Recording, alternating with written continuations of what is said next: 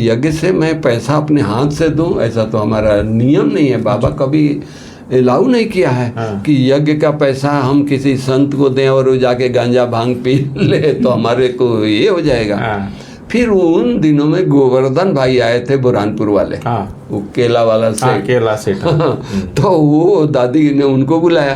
दादी उन्होंने कहा कि दादी ये तो मेरी हॉबी है, लोगों को दान देते रहते हैं, आप जो कहिए हम नहीं करते हैं। बोला कि दादी नहीं बोलेगी, आपको जो आता है आप मेरे साथ बैठ जाओ। दादी दीदी सौगात दिया, कंबल दिया, ड्राई फ्रूट दिया, वो फ्रूट दिया, टोली दिया, माने सारे गदगद हो गए, जयकार मनाने लगे दादी का और दीदी का।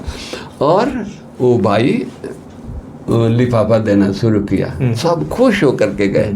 तब से सारे सन्यासी, उनके पास कोई भी गेस्ट जाता था तो पंडुआ लाते थे। तब से सन्यासी म्यूजियम ले जाते थे, तब से सन्यासी इतना नजदीक आए। बहुत अच्छी। तो दादी का सन्यासियों के प्रति, तब से दादी कोई भी नई चीज आती है आश्रम में, जैसे आम, और दादी के लिए वो बॉम्बे से हापुस आम आता है, जबकि अभी माउंट आबू में आम का कुछ ये नहीं होता है। तो दादी हम लोगों को बाद में खिलाती थी, पहले मेरे को बोलती थी जाके महात्माओं को दे के आओ जी। दादी को इतना प्यार, हाँ, टोली, कोई त्योहार होता था टोली भेजती थी, आम के दिन में आम भेजती थी। आज वही सिस्टम है। हमारी मुन्नी दीदी जब आम आता है तो मेरे को बुला करके बोलती है कि आम आया है, महात्माओं को दो। तो हमारे जगह पर अमर को हमने रखा है क्योंकि हम बहुत बिजी हो गए, तो वो दे के आता है। माने दादी को एक टचिंग होती थी। ये कोई अगर दादी से नाराज है, ये है, तो वो ख्याल आता था। बिल्कुल। मैं एक पर्सनल अनुभव सुनाता हूँ। जी। उन दिनों में मैं खाना बनाता था छोटा किचन में जी। तो एक बहन थी, नाम नहीं लेंगे, तो उसने बोला कि दादी को बोला कि दादी मेरे को आलू की सब्जी अच्छी लगती है, इसको बोलो आलू की सब्जी बना के खिलाए। तो आलू की सब्जी एक बना के खिलाते थे, निर्भय भाई का अलग, दादा ये नारायण कुमार का अलग, अभी वो सिंधी थे तो उनको लाल लाल सब्जी चाहिए, और निर्भय भाई पंजाबी थे तो इनको पीला पीला सब्जी चाहिए। तो अलग अलग बनाना पड़ता था। पेशेंट के लिए कद्दू तूरी बनाते थे अलग, सब काम करते थे। तो एक दिन की बात है, बहन कहीं से नाराज होके आई, तो उस दिन दादी के पास भोजन कर रही थी, तो बोली कि देखो बनारसी क्या बनाता है, देखो दादी, उसको बुलाकर डांटती नहीं है, वो सुधार नहीं करता है, देखो कैसे सब्जी बनाया। दादी एक चम्मच उसके कटोरी से लेकर के देखी, बहुत अच्छी टेस्टी थी, लेकिन उसकी अपनी ये थी। तो अभी कहने से दादी मेरे को बुलाई, बोली कि मैं गया, जी दादी अब तो ये सब्जी थोड़ा और ध्यान दो, थोड़ा अच्छा बनाओ, इतना ही बोला दादी, और नहीं बोला कि इसमें नमक नहीं है, नमक ज़्यादा है, मिर्ची है, ये कुछ नहीं बोला। इसे आलू की सब्जी थोड़ा और अच्छा बनाओ। बोला जी दादी, हम कह के चला गया। दादी भोजन करके मेरे पास आई, देखो कितनी निर्माण जी, ऐसा कोई एडमिनिस्ट्रेटिव हेड कर ही नहीं सकता है। बिल्कुल सही। दादी इतनी निर्माण कि वो आई और कहा कि बनारसी सब्जी में टेस्ट किया, बहुत अच्छी थी, लेकिन वो बहन नाराज थी, तो उसको अच्छा नहीं लगा, इसलिए मुझे आपको कहना पड़ा कि थोड़ा खुश करने के लिए। यानी देखो दादी मेरे को भी, वो बहन को भी खुश किया, और मेरे को हर्ट ना हो, मेरे को कुछ ख्याल ना चले, मेरे को भी आके कहा कि भाई सब्जी बहुत अच्छी थी, लेकिन उसको खुश करने के लिए बोला कि भाई ऐसे कुछ। दादी नाराजगी से नहीं बोला जी, दादी प्यार से भी बोला, हंसते हंसते बोला। मैं सच्चे मेरे दिल पर कुछ नहीं लगा, लेकिन दादी मेरे पास आके बोली तो मेरे दिल को लगा कि इतनी बड़ी दादी, छोटी सी बात है। सही बात, छोटी सी बात है ना, एडमिनिस्ट्रेटिव हेड, दादी उनको अधिकार है बोलना, अधिकार है, बोल सकती है। और दादी मेरे पास आकर के और बोलती है कि सब्जी अच्छी थी, लेकिन मेरे को बोलना पड़ा। देखो कितना ध्यान, ताकि तो फील ना हो। दादी ऐसे कर्म करती थी, ऐसे रहती थी, ऐसे चलती थी, ऐसे लोगों को व्यवहार में आती थी कि किसी को ये फील ना हो कि एडमिनिस्ट्रेटिव हेड है। जी बिल्कुल। हमारी बड़े हैं, प्यार देते हैं, तो इतना ध्यान रखते थे। बिल्कुल। आप बोलते हैं कि पर्सनल अनुभव सुनाओ, मैं पर्सनल अनुभव सुनाऊं तो ये चलेगा। एक दिन हम घर गए थे जी, तो एक दिन लेट आया। क्या कारण है वो कारण मुझे याद नहीं है। और एनुअल मीटिंग चल रही थी अपना मेडिटेशन हॉल में। जी। उन दिनों में अपना ओम शांति भवन नहीं बना था, बहुत पुरानी बात सुना रहे हैं जी। तो मेडिटेशन हॉल में नाश्ता मीटिंग में शुरू से ये है, तो हम नाश्ता लेकर के दादी के पास आगे जो बैठे थे उनके पास गया, तो दादी मेरे को दृष्टि दिया और दादी बोलते मेहमान बन करके आया हो। इतना धीरे से, क्योंकि सब लोग बोल बैठे हैं तो जोर से कैसे बोलेंगे, इतना धीरे से बोला कि मैं सुना। और पहले तो मैं समझा नहीं कि मेहमान बन करके वहाँ दादी बोलती है। वो दिन देखिए, एक दिन, वो दिन और आज तक जब जो छुट्टी लेके जाते हैं उसी डेट पर आते हैं। किसी कारण बस फ्लाइट मिस हो गया, ट्रेन मिस हो गई, कोई कारण हो गया तो हम फ़ोन कर देते हैं, भाई इस कारण से मैं एक दिन लेट आ रहा हूँ। तो उन्हें दादी छोटी सी बात हो, प्यार उतना ही देती थी, लेकिन छोटी सी बात के लिए इशारा भी जरूर देती थी। ऐसा नहीं कि ये, मैं अपना ही बात सुनाऊंगा। पहले यज्ञ में बहुत इकोनॉमी थी, तो दादी नाश्ते पर बैठी थी, मेरे को बुलाई। एक भाई कोई पुराना साइकिल दे के गया, तो मेरे को बुलाई, ये साइकिल की चाबी लो, तुम बाजार जाता रहता है, सेवा के लिए जाता रहता है, इस पर जाओ। तो मैं साइकिल चलाना शुरू किया खुशी से। भाई दादी ने साइकिल दिया है, नई है पुरानी है वो मुझे नहीं, ये उसकी भान नहीं थी, भाई दादी ने दिया है जी। तो मृत्युंजय भाई आए, ये 83 की बात कर रहा हूँ, 82 में कॉन्फ्रेंस हुई, तो मृत्युंजय भाई कॉन्फ्रेंस में आए थे, यूनिवर्सल पीस कॉन्फ्रेंस में। तो उन्होंने पीस कॉन्फ्रेंस के बाद रुक गए और उन्होंने कहा कि दादी मैं यहाँ रहना चाहता हूँ, आप मुझे सेवा दीजिए जी। तो दादी ने कहा कि रोज़ बनारसी जाता है म्यूनसिपैलिटी में और यहाँ लोगों की सेवा करने, तो उनके साथ आप जाओ।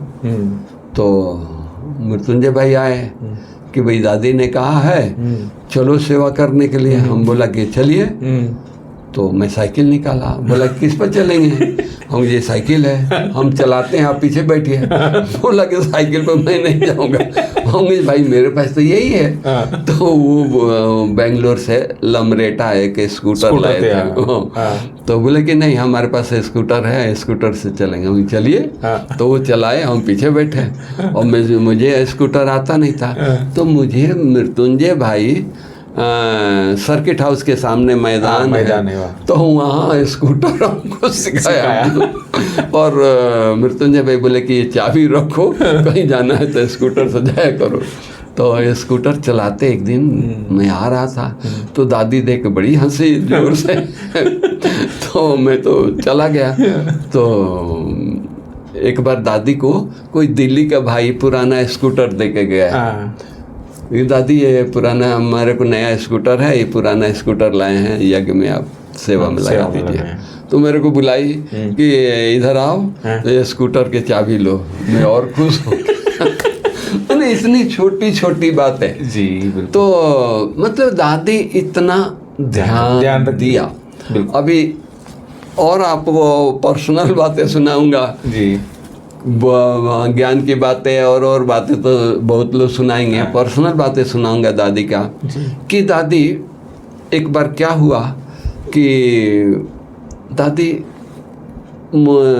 हर वीक पिकनिक पर ले जाते थे हम मधुबन वालों को, थोड़ा सा थोड़े से चेंजेस के लिए खुश करने के लिए।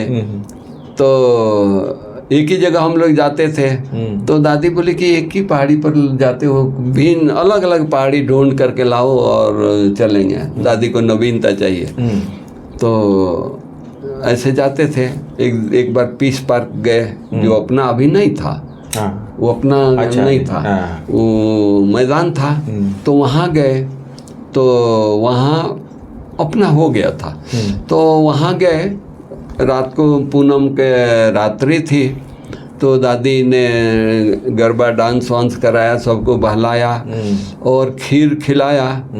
खा करके 9 बज गया तो सब छुट्टी किए। तो वल्लभ भाई, राजू भाई ये लोग जा करके बोले कि दादी पूनम के रात है तो हम लोग यहाँ योग भट्ठी करेंगे जी। दादी बोली भल करो। तो हम भी जाके दादी को बोले कि दादी भाई लोग रुक रहे हैं तो हम भी भट्टी करेंगे इनके साथ। तो दादी बोलती है कि तुमको पता है तुम घर का डॉक्टर है और रात को कोई बीमार होगा तो दादी आएगी तुमको बुलाने के लिए, तुम मेरी गाड़ी में बैठो चलो। मतलब कि दादी ध्यान रखती थी परिवार का। ऐसा नहीं कि भाई जो लोग का गए तो उसी में ही ये करें। एक बार हम चेन्नई गए खाना बनाने के लिए और सूरज भाई थे, सब लोग थे। तो सब लोगों ने, सबको दादी छुट्टी दिया कि भले कहीं जाना है तो होकर के आओ। तो मैं दादी को बोला कि दादी मैं तिरुपति जाऊं, उधर सब लोग जा रहे हैं। तो बोली कि तुम्हारी भक्ति पूरा नहीं होगा कि तुम जाएगा तो तुम जाओ घर। तब सचमुच मैं गया नहीं और लोग भी गए, लेकिन मैंने दादी लॉ और ला के बैलेंस रख। दादी मुरली में बहुत दादी को रुचि था, मुरली से बहुत प्यार था। दादी जैसा मुरली तो कोई सुना ही नहीं सकता, इतना मुरली में उनका ये था। मुरली के बीच में पालना, ठंडी पड़ रही है तो मुरली के बीच में ही कहेगी कि आज ठंडी बहुत है, भोली तुम सुन रही है दादी की आवाज, गरम गरम हलवा खिलाओ लोगों को, ठंडी मुरली पूरा होते हलवा खिलाना है। भोली दादी हम लोग बुलाते थे, दादी ने कहा है चलो मुरली पूरा होते हलवा गरम गरम देना है। तो बना के फटाफट ले जाते थे, मुरली पूरा होने के पहले दादी खिलाते क्लास में। खूब बारिश होती थी तो दादी बोलती थी कि चलो भाई पिकनिक करने। तो नीचे हम लोग, नदी बहती है ना तो नदी देखने आते थे, रास्ते में झरने वगैरह देखते हुए दादी घुमाती थी। फिर संगम भवन में पकोड़े की पिकनिक कराती थी। अच्छा। तो इस तरह से दादी बहुत बहलाती थी। तो हम वहाँ पेशेंट के खाना बनाते थे। तो एक दिन की बात है, ठंडी के दिन था, दादी मुरली चला के आई थी। दीदी दादी निर्भय भाई के ऑफिस के सामने धूप में बैठी थी जी। उतने में सीआरपी के जवान 10-12 लोग वर्दी पहन करके पुलिस के ड्रेस में आ गए। दीदी बोलती है कि दादी क्या हो गया, ये घर में इतने पुलिस आ गई। तो दादी को तो पता था, तो दीदी को बोलती है कि दादी बोलती है कि दीदी ये बनारसी है ना, वो होम्योपैथी डॉक्टर भी है और माउंट में कोई होम्योपैथी डॉक्टर नहीं है, तो वो लोग आते हैं इससे दवाई लेने के लिए। तो ये पुलिस वाले कुछ हुआ नहीं है, ये दवाई लेने आए हैं। तो दीदी मेरे को बुला के बोलती है कि तुम अभी पेशेंट का खाना बनाना बंद करो, वीआईपी सेवा करो और ये सेवा करो। अब देखो ईश्वर भाई, उन दिनों में इतना बेगरी पाठ था, चेयर नहीं था। तो दादा आनंद किशोर बोलते थे, बिहारी बाबू तुम इतना पढ़ा लिखा और डॉक्टरी करके आया है, तुम वो डॉक्टरी के लिए नहीं सोचता है। हम बोला कि दादा मैं क्यों सोचूंगा, आप बैठे हैं बड़े, आप सोचिए, हमको तो जो सेवा देंगे हम वो करेंगे। तो दादा बोला कि नहीं डॉक्टरी भी करना है। हम ठीक है। तो दादा अपने रूम से, कुर्सी तो है नहीं, स्टूल है छोटा सा, उस पर यहाँ वैसे बैठ करके यहाँ फर्स्ट एड बॉक्स रखते थे, लोगों को दवाई देते थे। और इतना नशा था उन दिनों का, नशा तो पूछिए नहीं। हम बोला कि भाई ये साधु संत भगवान को नहीं जानते हैं और फेथ में भभूति उठा करके राख उठा के देते हैं, लोगों को फायदा हो जाता है। हम बाबा के बच्चे हैं, बाबा को रोज याद करते हैं, बाबा के श्रीमत पर चलते हैं। हम दवाई देंगे तो लोगों को ठीक नहीं होगा। इसी नशे में लोगों को दवाई देते थे, लोगों को ठीक होना शुरू हुआ। तो लोग बाबा से मिलने आते थे, अव्यक्त बाबा दादा से, तो पार्टी मिल गई, बहने समाचार सुनाया, फिर बाबा पूछते थे और कुछ सुनाना है? बाबा मेरे कमर में दर्द रहती है, घुटने में दर्द रहती है। तो बाबा बोलते थे तुम जाकर यहाँ होम्योपैथी दवाई लो। से बाबा भेजते थे। वो बहन आती है, आकर के सुबह बोलती है कि बाबा ने भेजा है मेरे को होम्योपैथी दवाई दो। तो मेरे को और नशा चढ़ गया कि भगवान मेरे पास भेजता, कोई मनुष्य नहीं, भगवान। तो बाबा के और याद करके देते थे तो लोगों को फायदा होता था। और उन दिनों में मैं अकेले ही डॉक्टर था, एलोपैथी भी देता था, होम्योपैथी भी देता था। तो बाद में सुदेश बहन आई। तो इस तरह से मतलब कि यज्ञ का, अब दादी को मुरली के प्रति इतना प्यार था। दादी बीमार होती थी तभी मुरली सुनाती थी। दादी को कमर दर्द होता था, गले में तकलीफ, गला खराब हो जाता था, जुकाम होता था, ठंड बहुत थी ना ऊपर। हाँ, तो गले में मोफलर डाल कर रखती थी। जब कमर दर्द हो जाता था तो वो मोफलर उतार के बांध लेती थी। तो जब थोड़ा दर्द होता था कमर का तो मेरे को बुलाती थी कि बनारसी थोड़ा दर्द हो रहा है, किसी को बताना नहीं, मुनि के तो बिल्कुल नहीं बताना, नहीं तो मुरली सुनाने नहीं जाने देगी। दवाई मेरे को एक पुड़िया दे दो, मैं खा के जाऊंगी।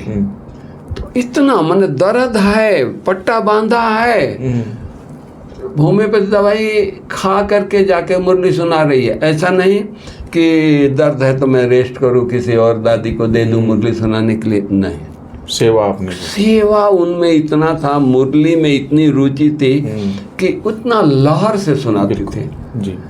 तो जब मुनि बहन को पता लगता था तो जोर से बोलती थी कि दादी ऐसे क्यों करती है? अरे कुछ है ही नहीं है ना, वो क्या करती है? मैंने इतना मुरली से उनका प्यार था। बीमार होते हुए भी उनके हाथ में मुरली होती थी, सोती थी तभी भी मुरली पढ़ के सोती थी, उठती थी तभी भी मुरली पढ़ करके पढ़ती थी। 3 बजे जाती थी, 2:30-3 बजे सोने के लिए 4 बजे, पौने 4 बजे उठ जाती थी। आधा घंटा 45 मिनट सोती थी। दिन में तो कम सोती, दिन में बहुत कम सोती थी। तो उठ करके मोहिनी बहन उनके रूम में सोती थी, उसको डिस्टरबेंस ना हो तो धीरे से दरवाज़ा खोल करके आकर के वो जो गली में बैठ करके मुरली वहाँ पढ़ती थी। और बल्लभ भाई वहाँ चाय ले जाते थे और चाय देते थे। मैंने मुरली के प्रति दादी को बहुत प्यार था। तो ये देखा। और टीचर्स बहनों को बहुत रिगार्ड देती थी। आपने पूछा ना, जो इतने बहनें उनके साथ होते हुए सबका दिल लेती थी। वो कुछ भी हो उनको प्यार, छोटी बहन है उसको बाकी पान लेती थी, उनको इतना प्यार देती थी। ऐसा नहीं कि छोटी है तो उसको उंगली पकड़ करके और उनको प्यार दे, नहीं, उसको भी बाकी पहनती थी, बड़ों को भी बाकी पहनती थी। हर टीचर्स को दिल को जीत लेती थी, उनके हर प्रॉब्लम को सुनती थी और उनको सॉल्वेशन देती थी। नहीं, ये बहनें हैं, इनको कोई तकलीफ है तो दादी सहन नहीं कर सकती हैं, उनको ये करना है। दादी की हर बातें, इसीलिए आज हर टीचर दादी को याद करती है कि दादी होती थी, हम कोई भी आके तकलीफ सुनाते थे तो हमारे को सॉल्वेशन मिलती थी, हमारी उसके निर्णय मिलती थी। आज हमको थोड़ा कमी महसूस हो रही है जी। और इतना प्यार करती थी दादी, तो मैं दादी के बारे में क्या बताऊं जी। इतना दादी का प्यार था यज्ञ से कि आप सचमुच भाई साहब आपने तो इतनी सारी बातें बताई। और भी बातें बहुत है लेकिन सुनेंगे कभी भाई साहब से, जरूर सुनेंगे एक बार। थैंक यू भाई साहब, बहुत बहुत धन्यवाद आपका। ये हमारा भाग्य है जी। मैं समर्पण भी हुआ, एक लाइन और सुनाऊंगा। मैं समर्पण हुआ तो हमारी संदेशी दादी मुजफ्फरपुर में होती थी। दादी ला करके बोली, राम श्लोक के लिए बोली कि नहीं, इसकी जवाबदारी मैं नहीं लूंगी जी। वो टेढ़ा है, लेकिन मेरे को बोली कि इसकी जवाबदारी दादी, एक बालक लाए हैं, आपको जितना दिन सेवा है, ये शाम का टाइम था, ईशु दादी का ऑफिस में दादी तैयार होके आती थी, वहाँ सूप लेती थी और यज्ञ का कारोबार, लेटर जो भी होता था वो करते थे। तो उसी बीच में दादी बड़ी थी संदेशी दादी, तो मेरे को ले गई और बोली कि दादी इस बालक को लाए हैं, आपके पास जितना दिन सेवा है सेवा लीजिए, सेवा ना हो तो मुजफ्फरपुर भेज देना मेरे पास। वो दिन आज दिन पूरा नहीं हुआ सेवा और मैं यहीं बैठा हूँ। और वो वरदान दादी का है कि एक सेवा पूरा होता है, 4 सेवा सामने खड़ी रहती है। बिल्कुल। तो आज भी वैसा आप दौड़ते रहते पूरा टाइम सेवाई करते। तो वो दादी का दुआ है, वरदान है, वरदान है। सही। और ये पहले मैं होम्योपैथी दवाई देता था, यहाँ डिस्पेंसरी में था, 200-150 पेशेंट देखता था एलोपैथी होम्योपैथी। बात है। और उतना प्रैक्टिस में दादी एक दिन बुला के मेरे को पूछती है कि कैलाश भाई आया है, अब तुम उनको जगह दो और तुम प्रताप भाई जैसा सब मैनेजमेंट करो। दादी का वरदान है। मैं 1 मिनट सोचा नहीं कि 150-200 पेशेंट देखते हैं, दादी को ना कह दूं। मैंने बोला कि नहीं, दादी कह रही है। पर अच्छा ना आपने कि मेडिकल विंग की एक स्थापना की, तो इतनी सारी बेहद की सेवाएं शुरू हुई। मैं दादी कहा, हम लोग जी दादी, तो कैलाश भाई को बैठा दिया, फिर उस कुर्सी पर दोबारा नहीं बैठा। कितना कैलाश भाई बोले, हम दूसरे बाजू में जाता था तो दूसरे कुर्सी पर बैठा, बाजू में बैठे थे, उस पर नहीं बैठता था। तो मतलब कि दादी की आज्ञा को पालन किया तो आज यहाँ तक पहुँचे। एक और छोटी सी बात सुनाएंगे कि विंग की स्थापना हुई, अपने विंग का नाम लिया तो विंग की स्थापना हुई। तो रमेश भाई ने, बॉम्बे वाले रमेश भाई, उन्होंने बोला कि देखो बनारसी को तो आप लोग लोगे ना तो आपका विंग आगे जाएगा, क्योंकि ये मधुबन में रहता है और जो कुछ प्लानिंग करोगे दादियों से साथ रहता है तो दादियों को सुना करके वो प्रैक्टिकल प्रोग्राम हो जाएगा। तो दादी बोलती थी नहीं, इसके पास बहुत काम है, इसको विंग में हम नहीं डालेंगे, विंग में नहीं ये करेंगे, कभी छुट्टी नहीं देंगे। तो हम सारा काम करके रात को 10 बजे वहाँ, वो छोटा ऑफिस अभी भी मेरा है, तो वहाँ पत्र लिखते थे। तो दादी रूम में सोने जाती थी तो घूम घाम करके, मैंने चक्कर लगा करके और जाती थी, तो देखती थी यहाँ लाइट जला है, कौन है, तो मेरे पास आती थी, क्या कर रहा है, दादी पत्र लिख रहे हैं। उन दिनों में इकोनॉमी था तो यीशु दादी पोस्ट कार्ड देती थी, 10 पैसे का पोस्ट कार्ड, अंतरदेशी भी नहीं, अंतरदेशी 15 पैसा का होता था, वो अंतरदेशी नहीं, 10 पैसा का पोस्ट कार्ड मिलेगा। तो हम पोस्ट कार्ड पर लोगों को, प्रताप भाई को लेटर लिखना है, चाहे कोई डॉक्टर को लिखना है, तो हम लेटर लिखते थे कि ये सेवा है, ये सेवा है, तो पोस्ट कार्ड से। तो हम अपना टाइम यज्ञ की सेवा करके, अपना टाइम दे करके और विंग की सेवा किया, और वो तो बहुत अनुभव है। आज वो सेवा आज तक आगे बढ़ा रहा है, दादी की दुआएं आगे आगे बढ़ा रहा है, सेवा दादी कर रही है, नाम हमारी हो रही है।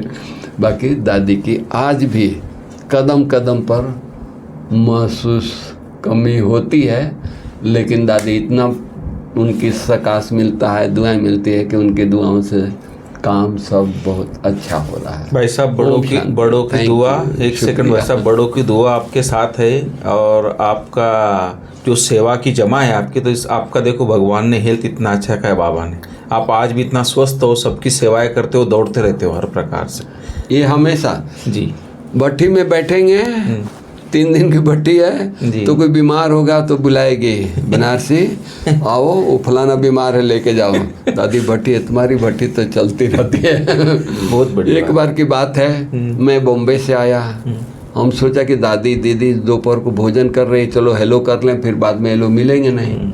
तो मैं हेलो करने के लिए गया, अरे बनारसी मैं तुमको याद कर रही हूँ। बोलिए दादी क्यों याद कर रहे हैं? तो यीशु दादी बीमार है, उसको तकलीफ है, उसको बॉम्बे ले जाओ।